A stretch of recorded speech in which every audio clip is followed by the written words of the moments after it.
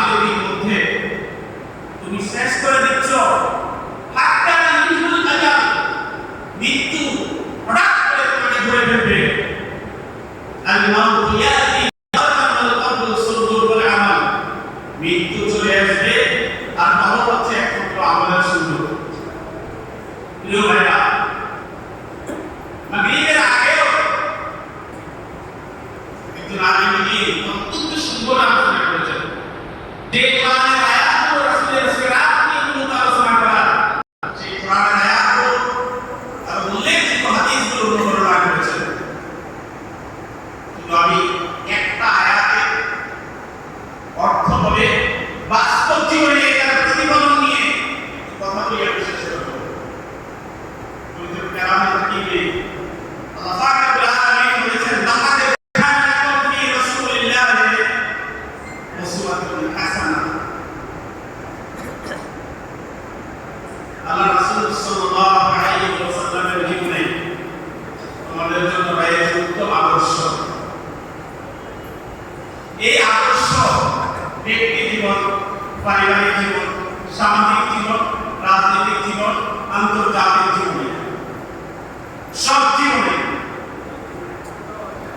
ওমা আতাকুম রাসূলু ফাখুযুহু ওয়া মা নাহাকুম আনহু ফান্তাহু। আল্লাহ বলে দিয়েছেন, আল্লাহ রাসূল যা তোমাদেরকে আদেশ করেছেন তা মেনে চলো, যা নিষেধ করেছেন তা থেকে তোমরা দূরে থাকো। বিদায়ের কারণে যে কোরআনে যে আয়াত নাযিল হয়েছিল, আল-ইয়াওমা আকমালতু লাকুম দীনাকুম ওয়া আতমামতু আলাইকুম নি'মাতি ওয়া রাদিতু লাকুমুল ইসলামা দীনা, ইসলামকে আপনাকে পরিপূর্ণ করেছি। সর্বশেষ কথা হচ্ছে ইসলামকে পরিপূর্ণ করেছি ওয়া আতমামতু আলাইকুম নি'মাতি, আমার নিয়ামতসমূহ তোমাদের উপর আমি পরিপূর্ণ করেছি, এবং রাদিতু লাকুমুল ইসলামা দীনা, আমি ইসলামকে পরিপূর্ণ দিন হিসেবে, জীবন ব্যবস্থা হিসেবে তোমাদের জন্য আমি নির্দিষ্ট করে দিলাম। প্রিয় ভাইরা, কোরআনের 663 আয়াত, কেউ যদি বলে যে আমরা সব আয়াত মানি কিন্তু একটা আয়াত মানি না, এই রাস্তা নিয়ে যদি বলতে যায়, সাইডটা করবেন কি করবেন না বলুন তো? করবেন যে কোরআনের আয়াত একটা মানি না যদি বলতে যায়, সাইডটা করবেন?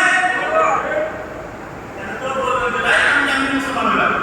তাহলে যে আল্লাহ কোরআনের আয়াতে বলেছে আকিমুদ্দিন,